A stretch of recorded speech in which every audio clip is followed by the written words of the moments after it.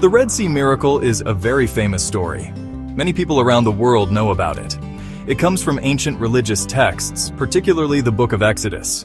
This narrative describes a truly dramatic escape. The ancient Israelites were fleeing from servitude in Egypt. Pharaoh's powerful army was in hot pursuit. Then, the sea is said to have parted, allowing the Israelites to cross on dry land.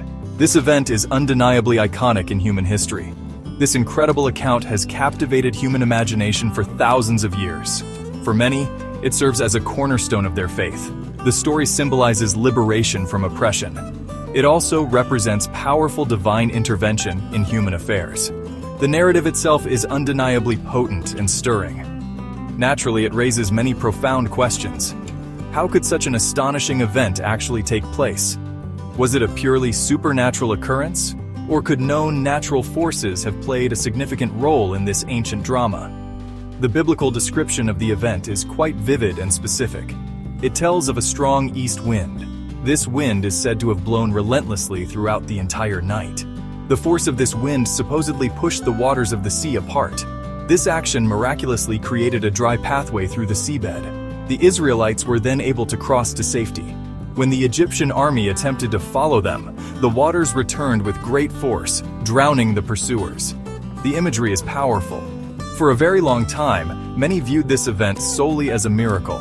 It seemed to defy any known natural laws or explanations. However, the scientific endeavor is all about seeking understanding. Science consistently looks for explanations rooted in the natural world. So, can the tools and methods of science shed any light on this ancient story? Is it possible that natural phenomena could explain at least in part how the sea might have parted? This is a truly fascinating question and one that modern research continues to explore. Scientists have put forward several interesting theories. They attempt to explain the parting of the sea through natural mechanisms. One of the leading ideas is a phenomenon known as wind set-down. This theory is quite compelling. It suggests that very strong and sustained winds can indeed move large volumes of water. This movement can potentially expose areas of land that are usually submerged beneath the water. Computer modeling, a powerful tool in modern science, has lent support to this intriguing idea. Researchers are actively studying this phenomenon. The wind set-down effect requires a specific set of environmental conditions to occur. First, an exceptionally strong wind is absolutely necessary. This wind must blow consistently, without significant let-up, for many hours. The direction of the wind is also a critical factor in this process. Furthermore, this wind needs to blow over a relatively shallow body of water. If all these precise conditions are met, it is conceivable that the water could be pushed back significantly. This could, in theory, create a temporary land bridge, allowing for passage. Recent research, some highlighted as recently as March 2025, including work from the National Center for Atmospheric Research, has explored this very possibility. Scientists there utilized sophisticated computer simulations. Their findings indicated that a wind blowing at approximately 60 to 65 miles per hour could be sufficient. If such a wind blew steadily for around 12 hours, it might create a land passage. This passage could potentially be several miles long and wide enough for people to traverse on foot. This aligns with certain aspects of the biblical narrative. Other researchers, like Professor Nathan Paldor from the Hebrew University of Jerusalem, have also investigated this. He specifically studied the Gulf of Suez. His calculations suggested that a strong wind blowing from the northwest, at speeds of around 40 to 45 miles per hour, could potentially create a walkable path there. The biblical term Rauch Kadim, often translated as a strong east wind, can also be interpreted more broadly. It could mean a northeasterly or southeasterly wind, providing some flexibility when considering different wind direction scenarios in these scientific models. The exact geographical location of this famous sea crossing remains a subject of considerable debate. Traditionally, many believed it occurred at the Gulf of Aqaba. This is a northern arm of the Red Sea. However, the Gulf of Aqaba is very deep, reaching depths of up to 6,000 feet in places. Parting waters of such immense depth presents a significant challenge for natural explanations. Even extremely strong winds would likely struggle to create a dry passage there.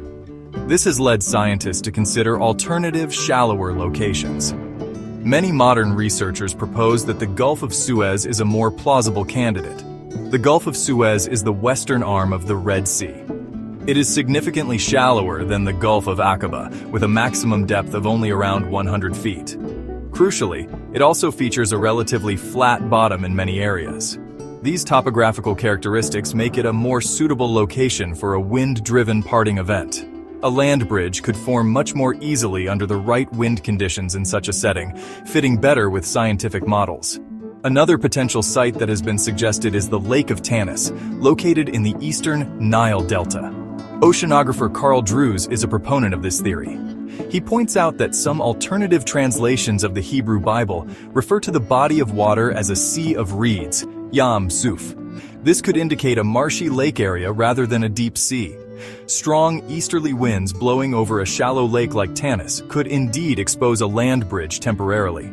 This hypothesis is supported by ocean modeling and historical reports of similar phenomena in the region. The influence of tides might also have played a role in the event. Dr. Bruce Parker, a former chief scientist at the National Oceanic and Atmospheric Administration, NOAA, has suggested this. It's possible that Moses, familiar with the local coastal environment, had knowledge of the region's specific tidal patterns. He could have timed the crossing to coincide with an unusually low tide. This idea is particularly relevant for the Gulf of Suez, which experiences noticeable tidal variations. There is even a striking historical precedent. In 1789, Napoleon Bonaparte and his soldiers reportedly crossed a section of the Gulf of Suez at low tide and were nearly swept away when the tide unexpectedly returned.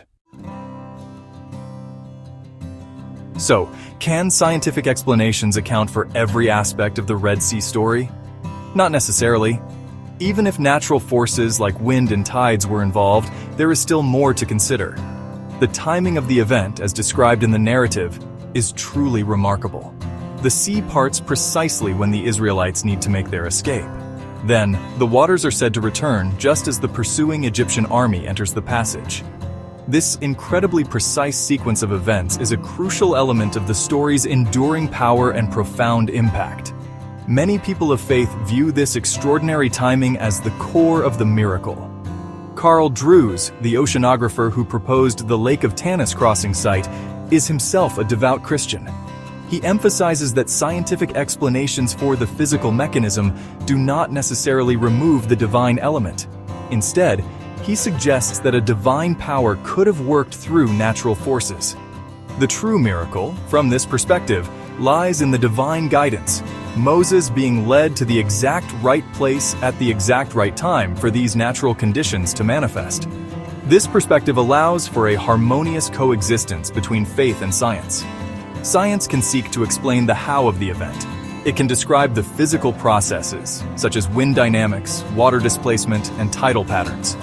These elements can be studied and understood through scientific inquiry. However, faith can address the why and the when. It can speak to concepts of divine purpose, providence, and intervention. The two approaches are not always in conflict. They can offer different, complementary layers of understanding to a complex event.